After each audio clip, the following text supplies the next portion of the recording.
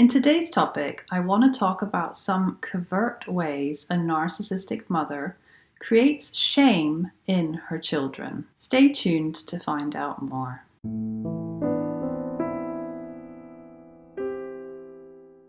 So, a covert narcissistic mother is extremely damaging for her children because she is very insecure as a person, constantly projects all her insecurities onto her children, doesn't allow them to be unique individuals with their own thoughts and feelings, and sees them as extensions of herself. A covert narcissistic mother will compete with her children. A covert narcissistic mother will constantly try and sabotage her children.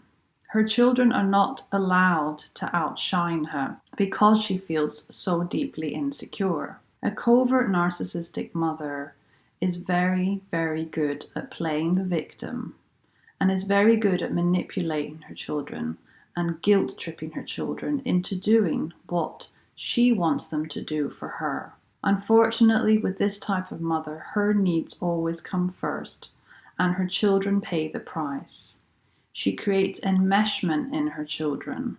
She parentifies her children, and in some cases, she infantilizes her children. A narcissistic mother is never to blame for anything. If anything ever goes wrong, it's always everybody else's fault. Some narcissistic mothers don't allow their children to grow up into healthy, independent adults. A covert narcissistic mother creates so much doubt and so much shame in her children. She makes the children feel like they aren't worthy enough, they aren't good enough. And this is a very, very horrible thing to grow up with.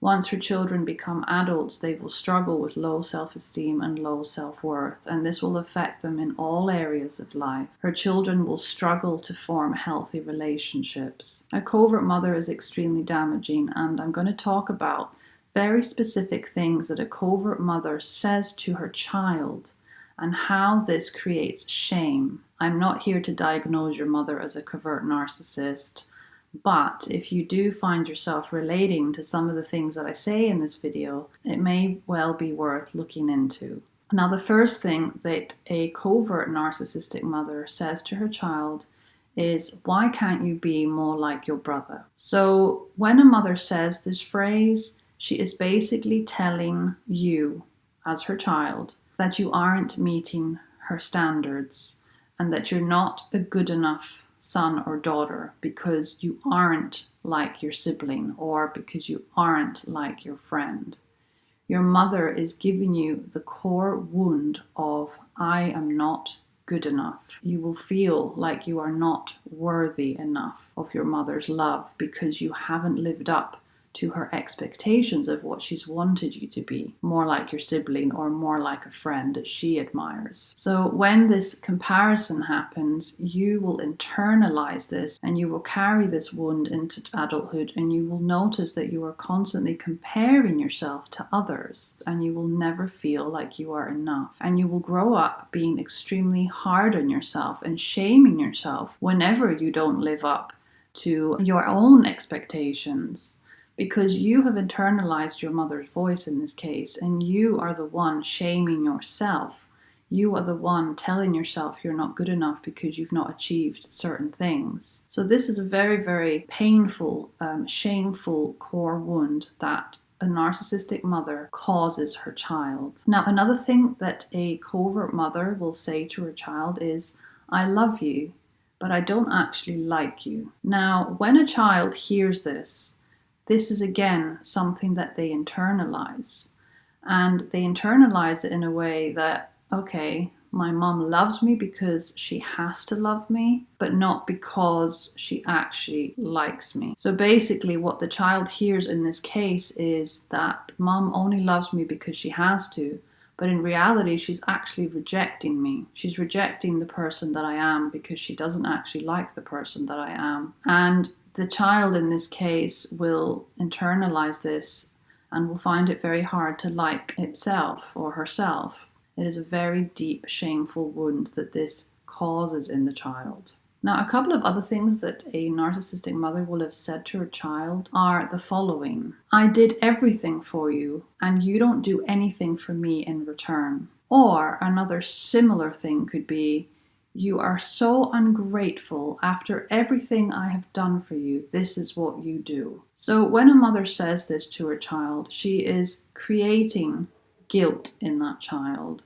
She is telling the child that they are not doing what she wants, and that the child owes the mother something for all the sacrifices the mother has made for the child. And this essentially also means that the mother will be able to control the child because of the guilt that she creates in her child. What happens in this case is that every time the child wants to do something for themselves, the mother will say that in order to create guilt.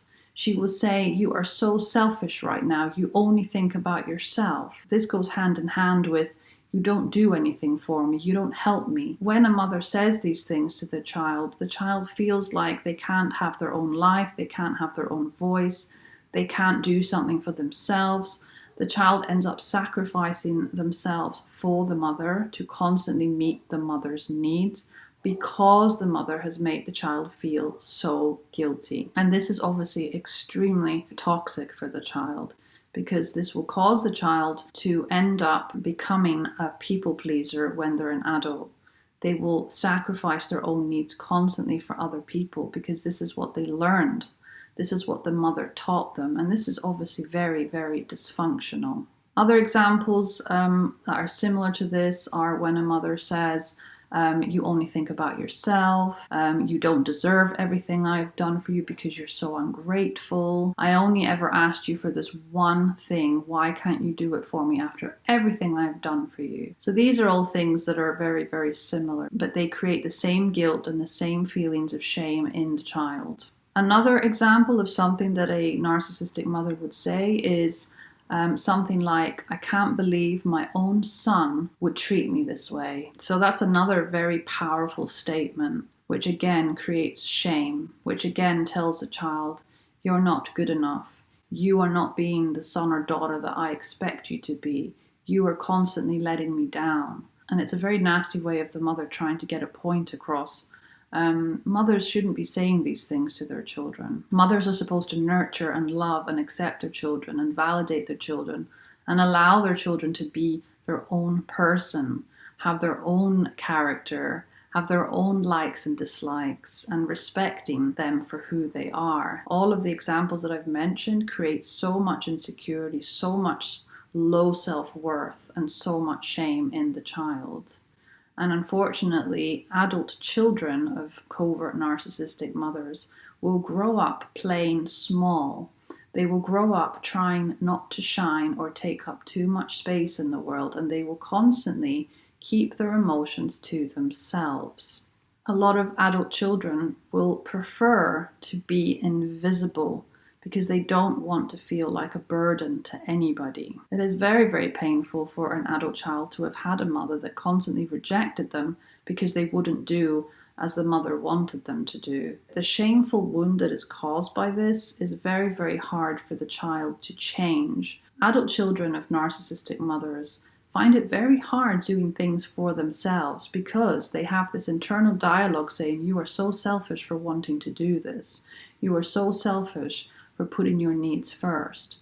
People pleasing will be the most natural thing for them because of the way that they were brought up. But they have to learn that it's okay to have wants and needs, that it's okay to put themselves first sometimes. They are valid as they are, and they don't deserve to have such a horrible internal dialogue, such a nasty inner critic that's constantly telling them that they are not good enough. So part of the healing journey from having a narcissistic mother is to start being self-compassionate, is to reduce the inner critic, which is the internalized voice of the parent, and to try and learn boundaries and try to learn that it's okay to be selfish. It's okay to want to put yourself first. It's okay to think about your own needs before you help other people. There is a lot of healing to be done, but it is possible. You can do this step by step, and you are able to live a fulfilling life